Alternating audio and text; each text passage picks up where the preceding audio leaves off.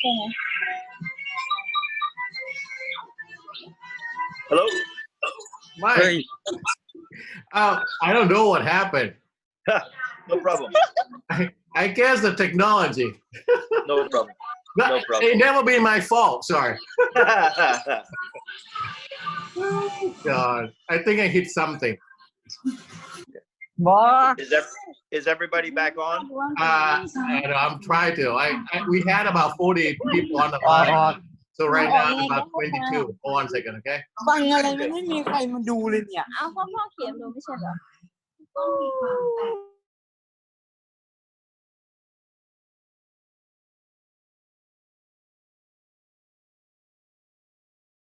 Wow, George, that was great. Oh, Mike, sorry. David, sorry. I'm going to try to get everybody. We were at 40 people on the line, but now I get 22 back. All right, more. One second. Mike was on the roll. Good. It took me a while because I had to go find the ID again. I couldn't find the email. Oh, that was it. Yeah, but I got it. He got in already. Hold on a second. I'm going to turn him on again. Oh, well, Mike, you in. Okay, good.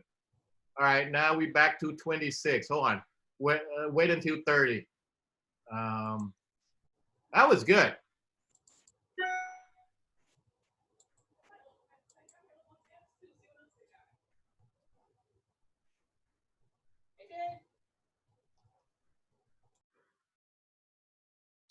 Okay, Mike, we got 30 people back online, so we good. Mike, you're muted. Hello. Can you hear me now? Yeah. Yep. Okay. What I was saying before is there's a lot of factors that go into preparing a young man for university studies in the United States. You know, first of all, the language. If a student does not speak English well enough to get into our mainstream courses, the longer they're in our English second language program, those courses do not count to be able to graduate from Montverde and be eligible to go into the United States university system. So the earlier we can get them with us, the better, because it gives us time to adapt them academically, first of all, into the English language, and secondly, into our mainstream courses that we have requirements to graduate from Montverde, but also to be able to qualify academically by the NCAA to play at university. Secondly, also, we have to have time on the field because many times the students are not ready technically, tactically, physically, psychologically to play at the college level. And if we only have 1 year to work with them, sometimes that's just not enough time because development takes time. And, you know, ideally 2 to 3 years is the best situation for us to work and completely prepare a student athlete for university or professional football, only because they come to us with a lot of work that's necessary. So there's a lot of factors to be able to be successful in this program, and especially which comes a lot with the students coming from abroad is we have what's called the SAT, which is an entrance exam to get into universities, and it's all in English. And that score is very important to being accepted to universities and also being able to qualify to play at universities. So, for example, if we have a student that comes to us for 1 year who needs English as a second language because it's not sharp enough to join our mainstream, that's going to be very difficult for that student to graduate from Montverde. That's going to be difficult for them to do well enough on the SAT and be able to do college level work. So ideally, getting students for 2 years minimum, 2 years or more is the best way to do it. And so we have a lot of success in that way. The boy that just got admitted to Duke University, he's from Japan. His name is Santa Ihara. Santa came to us when he was in 9th grade. He didn't know any English at all. In 4 years, he's graduated with honors. He's been accepted to Duke, and he will join the soccer team there on scholarship. So that's a situation where we had 4 years to work with that young man academically, athletically, and he's on to the dream school of his choice, which was Duke University. Wow, congratulations. That's the whole school should be proud of, right? Yes. Yeah. Yes, Proud. absolutely. Very proud. Absolutely. Okay, may I ask you for Duke admission for a soccer program, what are the requirements on the SAT compared to regular admission process? Well, Duke and high-level academic institutions, what they really want, and this is also a difficult situation for anyone who's not fluent in English, is they need to see a certain grade point average. So, you know, our grade point average starts at 4, that's the highest, and it goes down to 0, which is the lowest. So you need at least a 4.0 to get into Duke.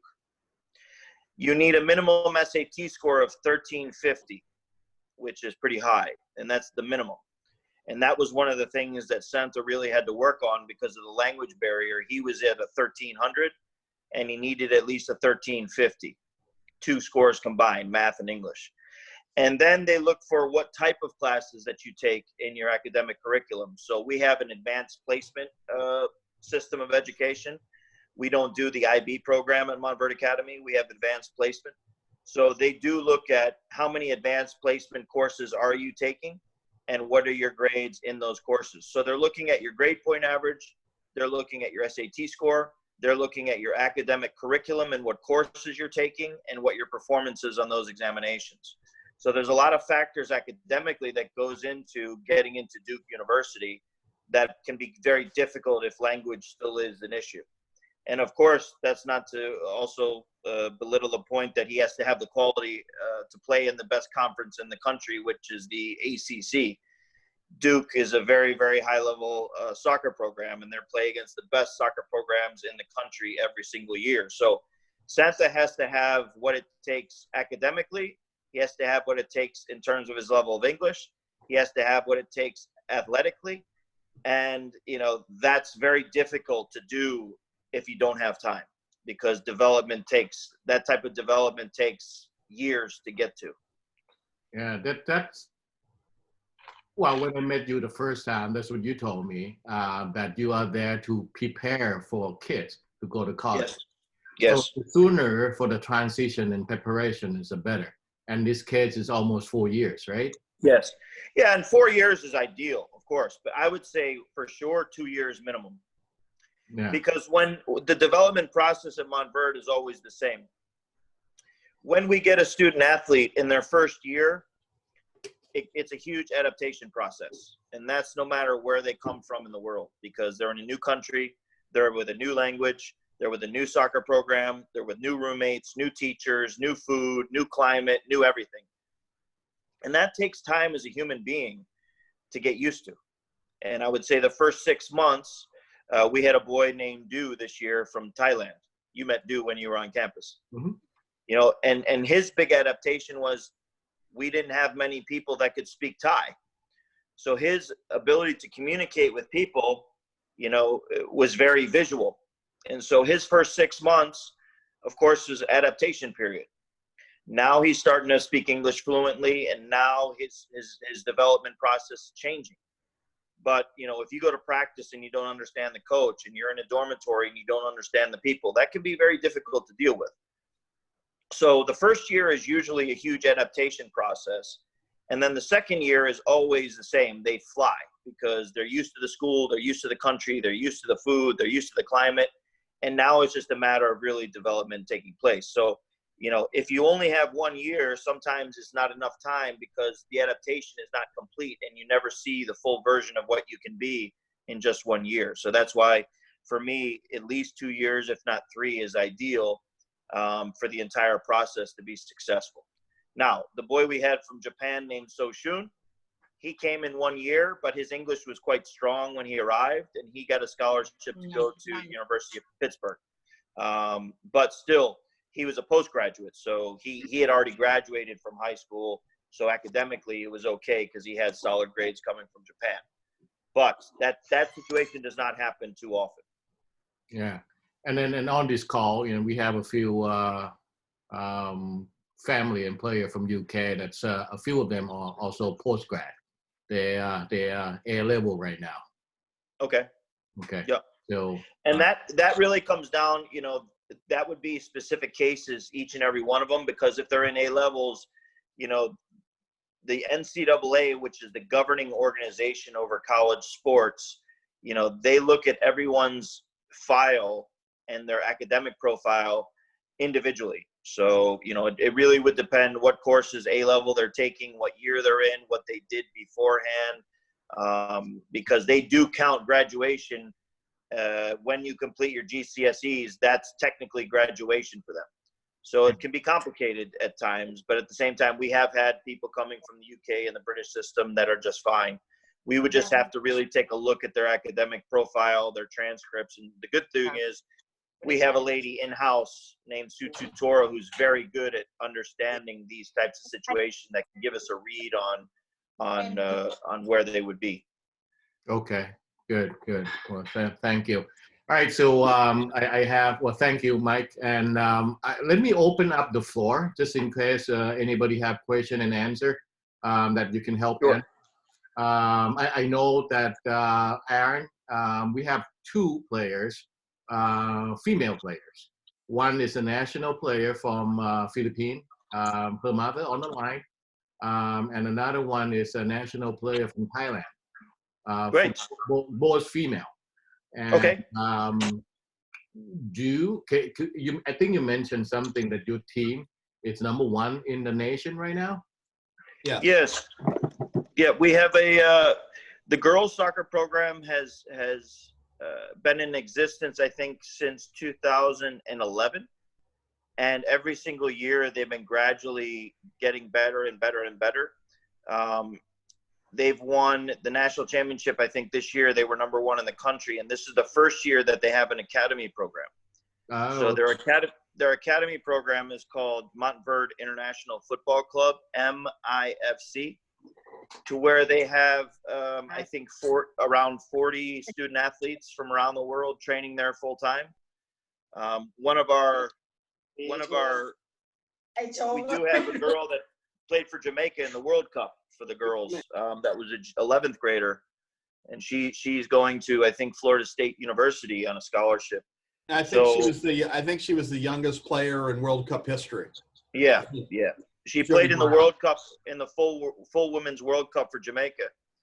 And, you know, they have a similar model that we do in SEMA, where, you know, they train 5 days per week, 10 months of the year. The goal is to get the girls prepared for university. And, you know, we do have a lot of girls that have gone on to scholarship opportunities at NCAA Division I schools and Division II schools. The coach is named Robbie Aristodemo. He's originally from Canada. He was also a professional player himself. And so, you know, between the boys and the girls, we have similar functioning programs called academy programs, where the student athletes are going to school and training full time in preparation for university studies. And so, you know, we have universities coming to look at the girls very often. The girls travel and they play matches, they play tournaments. And we do have girls from around the world training as well. The boys program, we have about 204 student athletes in the boys soccer program. And the girls, Dave, you might know better, but I think it's around 40. But this is their first year in existence. So 40 in year one is very, very good numbers. Right. And they have different levels. So, you know, their highest level girls are playing in World Cups and going to Division I level universities. So the level, I would say, in MIFC is also very strong. Okay, that's certainly good to know. And I have Rob, is you on the line? I open up your video. I can help you translate it. You have any question particularly for your Thailand or player in Laos? You know, they're all in the international student school, right? Rob, do you have any specific question? Let me unmute you. Okay, got it. Yes, I can help you translate if you like. ตอนนี้ผมขอฟังพี่จอร์จก่อนแล้วก็ศึกษาเดี๋ยวมีคำถามอะไรเดี๋ยวผมถามพี่จอร์จกลับได้ไหมได้ครับ So yeah, let's say hello to Coach Mike and Dr. David. Yeah. สบายดี They are facing same situation that we all are in COVID, and it's pretty bad in Laos. No. So, all right, and no, he say, we'll communicating, and hopefully when things settle, we'll have you in Laos and his academy soon. Yeah, Great. we'd love to come visit. Okay, so I'm gonna open up the floor. If you have any question, maybe just 1 minute. I'm gonna unmute everybody, and just state your question if you have anything. เทียบ Hello. ฟังมันรู้เรื่องเลย อัปปลังอัป Tom, do you have any question? ใครวะ Oh, that's not gonna work. It's too much. All right. So, well, in that case, do you have any last word for the call? And I'm sorry I didn't mention to you before that we have a recording this session. So if anybody would like to have a recording, just let me know, and then I will email you. อะไรเป็นอะไรไม่ต้องการ Okay. So let me start with hold on. อันนี้คือไมค์ก็เรากดไมค์แล้วค่อยพูดไงถ้าเวลาจะพูดเสียงไมค์มันขึ้นยังไงล่ะ Hold on a second. Let me mute everybody. Let me start with David. Would you like to say a last word? Sure, I would just like to thank you all for the opportunity to talk about Montverde Academy with you. I'm very pleased to work here. I've been here 4 years. I was a head of school for 11 years and came on as associate head as the biggest school I've ever served. But I mean, I can see myself here for a very long time. It's incredible diversity, wonderful students, incredible athletic program. There is no school in the United States that has such a big umbrella. All the opportunities that are available here are just simply phenomenal. And I'd love to see your children be a part of it. Thank you. Thank you again for your time for today. Mike, Coach Mike? I would like to echo what Dr. Rath said. You know, I arrived at Montverde Academy in 2010. And, you know, I've been a lot of different places around the world because I travel a very good bit.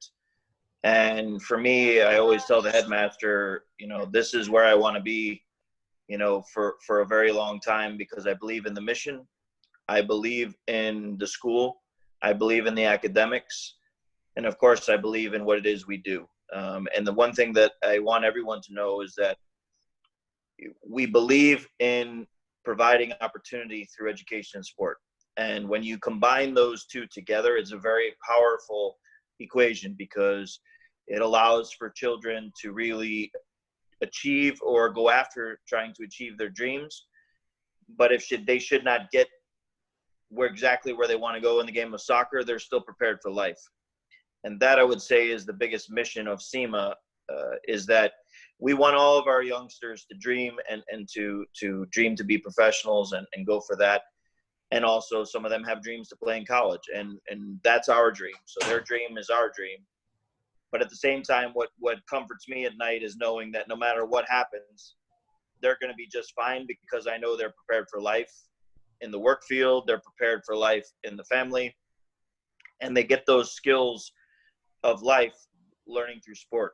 And that's really the bigger picture for me, is that they're learning how to be good people, good citizens, so that they're prepared for life no matter what avenue they take. And so this formula is very powerful. It's worked everywhere at every level from what I've seen in my 11 years. And, you know, what I would like to say to you as well is if any of your agents or any of the families want to have a personal conference with me, I'd be more than happy to set that up at any time to speak with them one-on-one, because I think in a group setting it could be more difficult. But if anybody wants to speak with me for a personal conference, just let me know, and I'm completely available. but we've had very, very good success in Asia, in SEMA.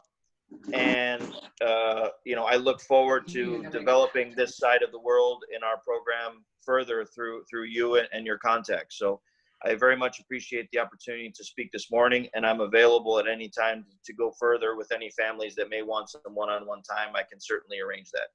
Well, thank you. Thank you very much for your offer and your time and your support, especially from both of you. And once again, we have a recording. If anybody want anything, just email me. Or if anybody like to speak with Coach Mike or Dr. Roth, let me know. We're happy to coordinate it. Thanks. Perfect. And Thank you all very much. Thank you, and stay safe. Okay. Thank you. You too. All right. Thank you. Bye-bye. All right. Bye. Bye. บายบายสวัสดีครับขอบคุณครับ สวัสดีครับ เสียงก็หายไปเร็ว ป้า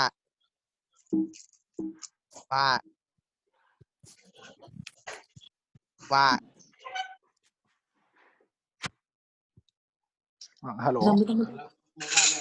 ก็เดี๋ยวพี่จอร์จอาจจะต้องแปลพวกนี้ให้กับน้องๆดูอีกทีครับพี่ได้เดี๋ยวอยู่บนสายกันไหมพี่คุยให้เลย ใช่ครับตอนนี้ใช่ครับตอนนี้เปิดไอ้นี่กันหมดนะครับพี่เปิดไมค์เปิดวิดีโอกันหมดนะครับ เนี่ย ช่วยอาจจะต้องพี่จอร์จอาจจะต้องช่วยเปิดทั้งหมดนะครับได้เลยครับอย่างนี้นะครับเปิดวิดีโอหรือเปิดอันมิวทั้งหมดมันจะได้ยินเสียงแบ็คกราวด์เยอะมากนะ这谁天天往他脑袋上戴各种各样的头花？妈呀！你大ไฟมันจนเน็ตหมด